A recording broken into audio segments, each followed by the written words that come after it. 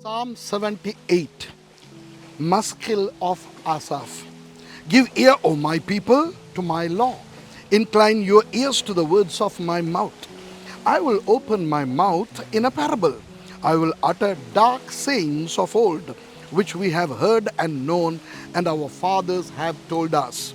We will not hide them from their children, shewing to the generation to come the praises of the Lord and his strength and his wonderful works that he hath done. For he established a testimony in Jacob and appointed a law in Israel, which he commanded our fathers, that they should make them known to their children, that the generation to come might know them, even the children which should be born, who should arise and declare them to their children, that they might set their hope in God and not forget the works of God, but keep his commandments, and might not be as their fathers, a stubborn and rebellious generation, a generation that set not their heart aright, and whose spirit was not steadfast with God. The children of Ephraim, being armed and carrying bows, turned back in the day of battle. They kept not the covenant of God, and refused to walk in his law, and forget his works and his wonders that he had shewed them. Marvelous things did he in the sight of their fathers, in the land of Egypt, in the field of Zoan. He divided the sea and caused them to pass through, and he made the waters to stand as an heap. In the daytime also he led them with a cloud, and all the night with a light of fire. He clave the rocks in the wilderness and gave them drink as out of the great depths.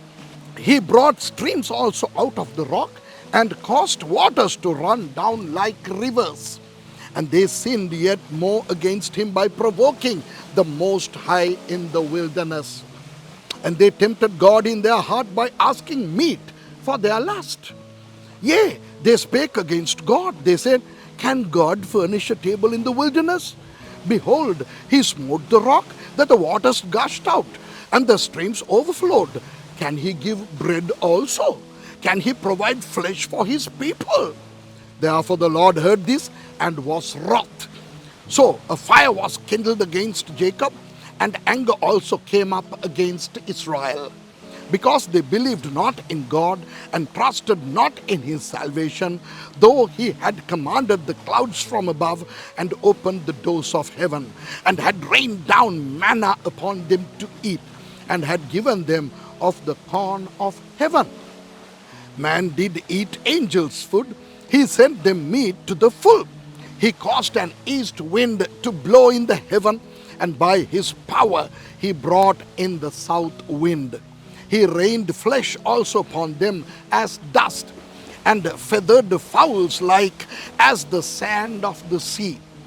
And he let it fall in the midst of their camp round about their habitations. So they did eat and were well filled, for he gave them their own desire. They were not estranged from their lust, but while their meat was yet in their mouths, the wrath of God came upon them, and slew the fattest of them, and smote down the chosen men of Israel.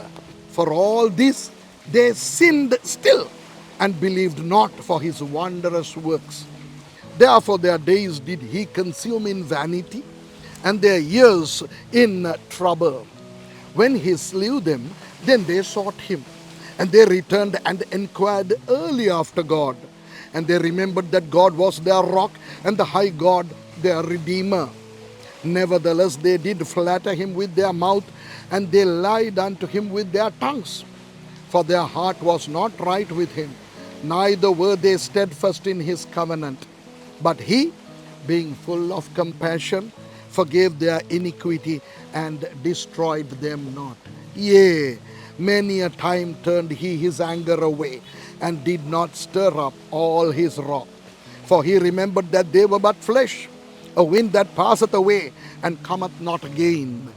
How oft did they provoke him in the wilderness, and grieve him in the desert?